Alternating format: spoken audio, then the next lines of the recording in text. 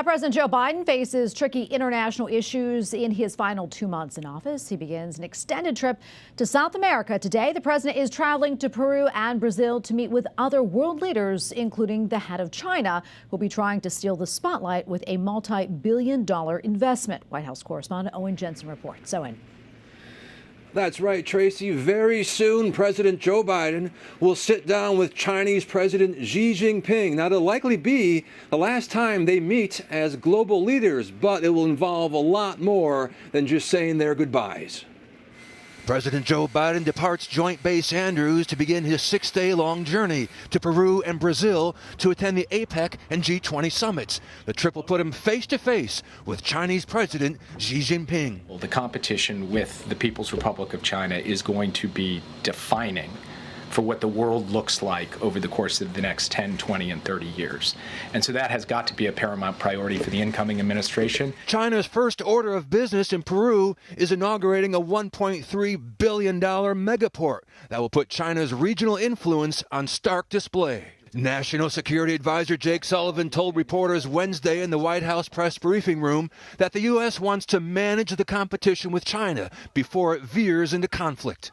The president has also taken common sense measures to advance our national security and protect our most sensitive technologies to prevent them from being exploited or used against us by the PRC. World leaders at the G20 are also expected to respond to the wars in Ukraine and the Middle East. What steps are we going to undertake to make sure that Gaza can rebuild, that it is no longer a springboard for terrorism against the Israeli people, that it is no longer under the control of Hamas? While at the State Department, I asked about pro-democracy advocate and Catholic convert Jimmy Lai, currently sitting in a Hong Kong prison, awaiting the resumption of his trial. The question simply, will the issue of Jimmy Lai, will President Biden and Antony demand China and President Xi release Jimmy Lai? So in every engagement that Secretary Blinken and President Biden have had with Chinese counterparts, whether it be President Xi or the Secretary's own engagements with Director Wang Yi, certainly human rights and the treatment of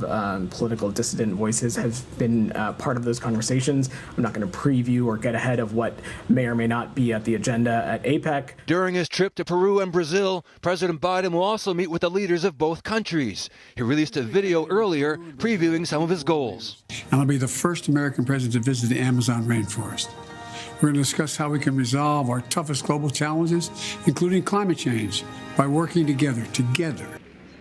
Now, Trump's election victory puts President Biden in a lame duck position on his trip. Global leaders will be trying to assess what Trump's election victory means for them and how it will impact their countries. At the White House, Owen Jensen, EWTN News Nightly.